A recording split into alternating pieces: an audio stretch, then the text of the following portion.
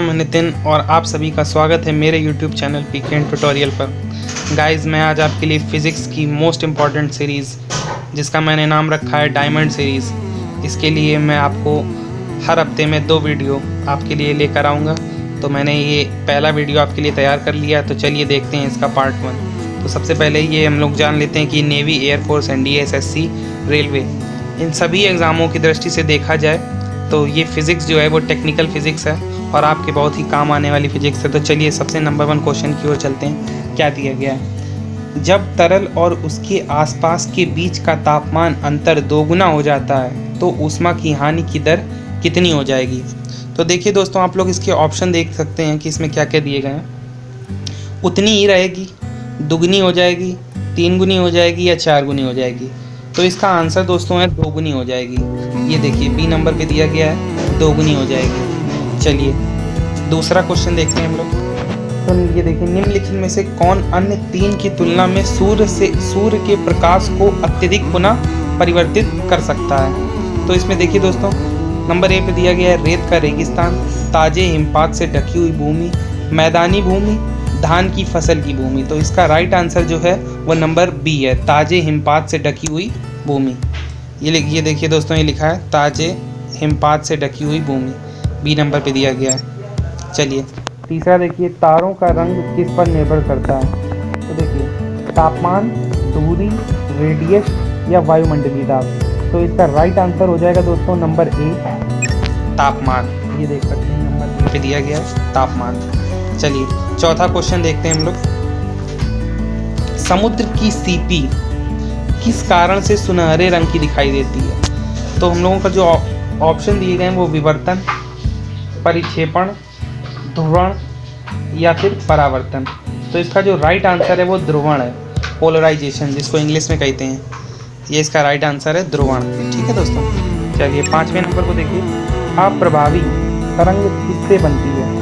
Number A, अनुदैर्घ्य तरंग की अध्यारोपित अनुप्रस्थ तरंग से, या समान गति की अध्यारोपित 2 तरंगों से, या समान दिशा में चलित समान आकृति की 2 तरंगों से, या फिर डी नंबर पर दिया गया विपरीत दिशा में चालित समान आकृति की 2 तरंगों से। तो इसका जो राइट आंसर है दोस्तों वो डी नंबर पे दिया गया है, देख सकते हैं आप लोग ये। चलिए आगे देखिए, नंबर 6 हम लोगों का जो क्वेश्चन है उसमें देखिए क्या दिया गया है। वेग x से युक्त समतल सतह पर प्रकाश तरंग का घटना परावर्तन के बाद, आई एम सो सॉरी दोस्तों, पहले मैं जरा इसको सेट कर दूं 1 मिनट में। चलिए मैंने उससे प्रॉब्लम को सॉल्व कर दिया है। चलिए देखते हैं। दिया गया क्वेश्चन जो 6 नंबर पे है, वेग x से युक्त समतल सतह पर प्रकाश तरंग का घटना परावर्तन के बाद वेग कितना हो जाएगा, इसमें ये पूछा गया। तो देखिए इसमें जो ये पूछ रहा है कि कितने परावर्तन के बाद वेग कितना हो जाएगा। तो देखिए ऑप्शन दिए गए x2, x, 2x या x4x। तो इसका जो आंसर होगा दोस्तों वो होगा नंबर बी, x। ये देखिए नंबर बी पे। चलिए 7वां क्वेश्चन देखते हैं।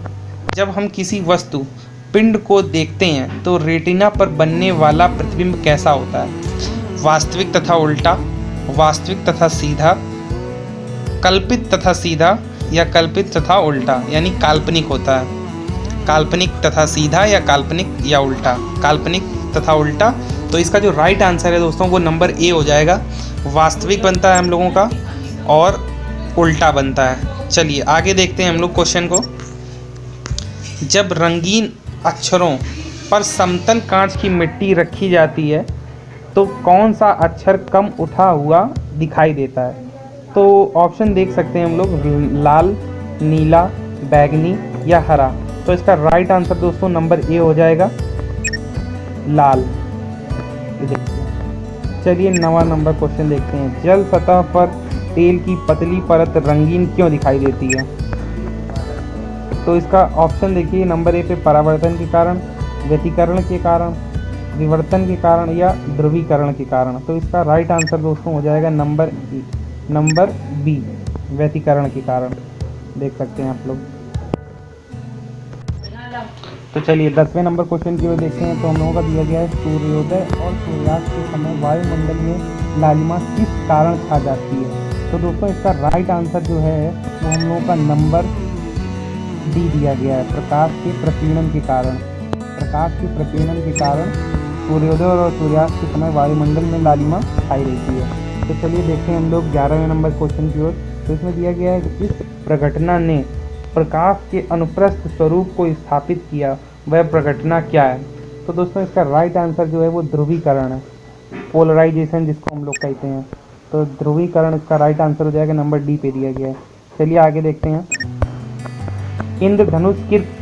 इंद्रधनुष किस कारण से बनता है। तो अपवर्तन परिक्षेपण, या प्रकीर्णन और अपवर्तन, या फिर विवर्तन और अपवर्तन, या फिर अपवर्तन और परावर्तन। तो इसका जो राइट आंसर है दोस्तों वो है अपवर्तन और परावर्तन।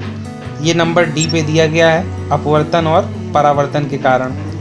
ठीक है दोस्तों, चलिए क्वेश्चन नंबर 13 की ओर देखते हैं। यदि एक अवतल दर्पण में वस्तु एवं प्रतिबिंब दोनों वक्रता केंद्र पर हैं, तो प्रतिबिंब है वस्तु से बड़ा, वस्तु से छोटा, वस्तु के समान आकार का, या आभासी।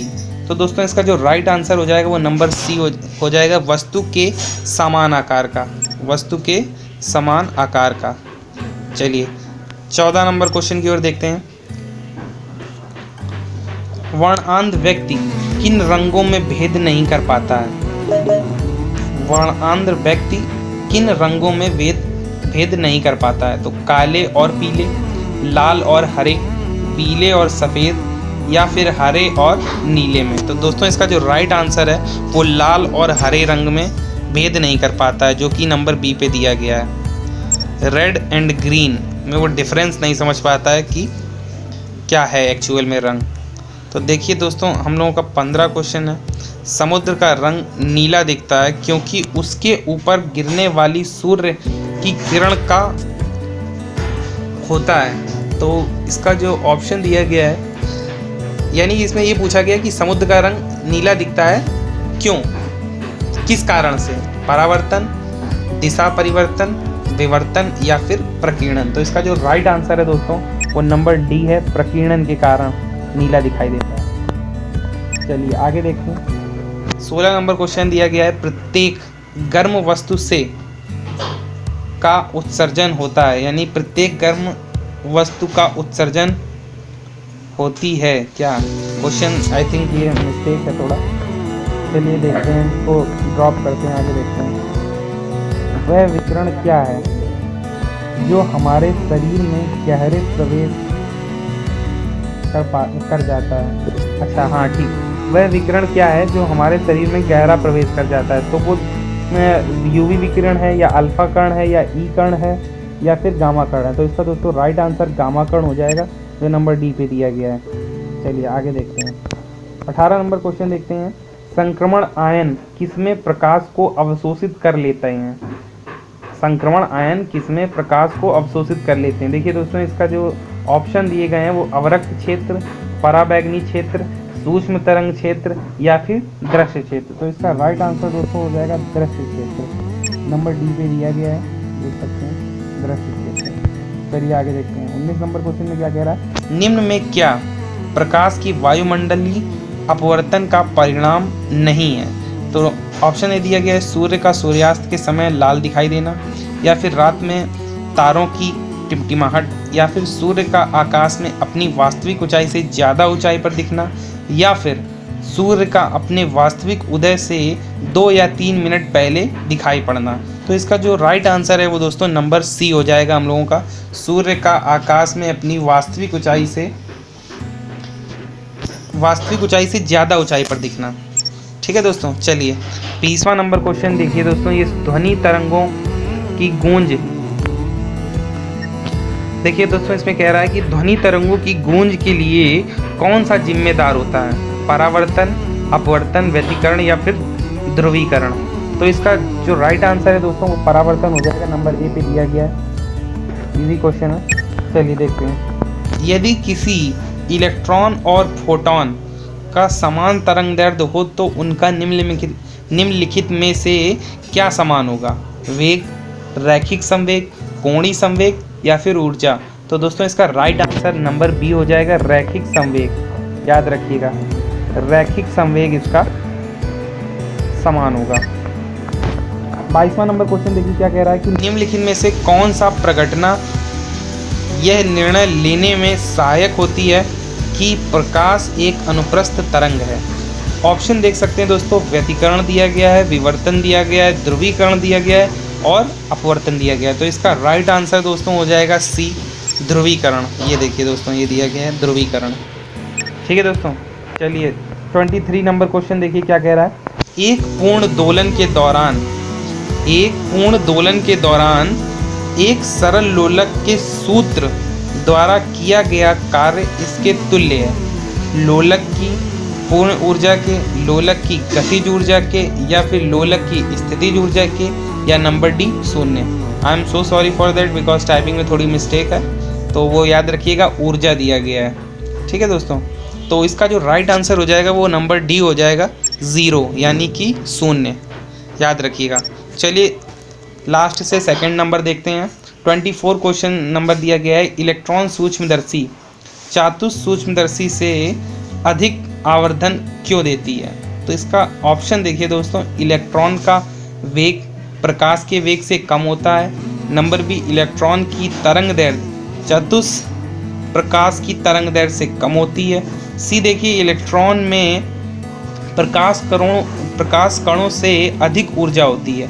या नंबर डी देखिए दोस्तों, इलेक्ट्रॉन सूक्ष्मदर्शी में अधिक शक्तिशाली लेंसों का प्रयोग किया जाता है। तो दोस्तों इसका जो राइट आंसर है वो नंबर बी हो जाएगा हम लोगों का। आप लोग देख सकते हैं, ये इलेक्ट्रॉन की तरंग दैर्ध्य चातुष प्रकाश की तरंग दैर्ध्य से कम होती है। चलिए दोस्तों, लास्ट क्वेश्चन आपके लिए है, ये आपको मुझे कमेंट करके बताना होगा कि इसका राइट आंसर क्या होगा। मैं एक बार क्वेश्चन पढ़ देता हूँ। 25 नंबर क्वेश्चन, सौर ऊर्जा को बिजली में परिवर्तित करने के लिए कौन सी युक्ति प्रयुक्त की जाती है। ऑप्शन इसके हैं, प्रकाश वोल्टी सेल, डैनियल सेल, या इलेक्ट्रोकेमिकल सेल, या फिर गैल्वेनी सेल। ये ऑप्शन है, आपको मुझे कमेंट सेक्शन में कमेंट करके बताना है कि इसका राइट आंसर क्या है। Okay, thanks for watching. आगे देख सकते हैं, I hope you like this video. नीचे क्या लिखा है, so please comment below answer. आपने जो भी ये 25 नंबर क्वेश्चन जो है उसका आंसर मुझे कमेंट करके बताइए। Thank you so much. मैं आपका दोस्त नितिन यादव।